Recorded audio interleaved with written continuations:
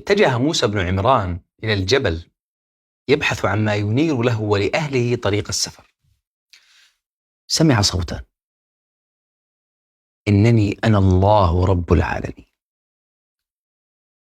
أتساءل عن مشاعره حينها، كيف كان وقع هذا الصوت على قلبه؟ الرهبة التي غمرته والخشوع الذي ملأ كيانه. إنني أنا الله. يكلمه سبحانه، يلفت نظره لأمر ما: وما تلك بيمينك يا موسى؟ تنقلب حياة موسى بعد ذلك السؤال، تنقلب حياة أمة كانت ترزح تحت وطأة أعتى طغاة الأرض، فرعون وجنوده. تلازم موسى عصاه يرعى بها الغنم، يتنقل بها في أسفاره، يتكئ عليها كما يفعل كل صاحب عصا.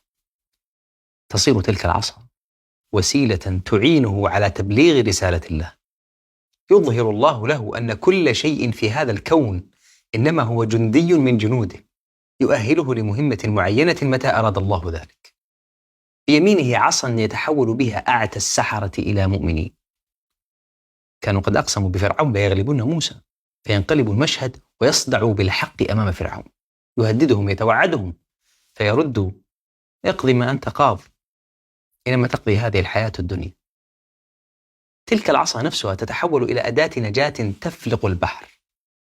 المستعبدين المستضعفين الذين قالوا إنا لمدركون يتنقلون الآن بحرية بين أمصار واسعة تتاح لهم. ذات العصا تصبح أداة رزق، تشق الحجر فيفجر الله أعينا لتروي ظمأ بني إسرائيل. عصا. بحث موسى عن نار يستأنس بها في درب سفره، فجعل الله له ما في يمينه نورا ينتشل به من سوء العذاب أمة قابعة تحت عذاب طاغية. وكذا حين يأذن الله، حين يأذن الله بزوال الطغيان يهيئ الأسباب، يبعث جنودا لا يعلمهم سواه، فتكون نهاية طاغية بطوفان أو بكلمة. فألق يا موسى ما في يمينك، سلمت يمينك، وابذل الأسباب. فما عظمة الأشياء بذواتها، ولكن قوة الله هي الغالبة. واعلم أن لو اجتمعوا على أن يضروك بشيء لن يضروك إلا بشيء قد كتبه الله عليك.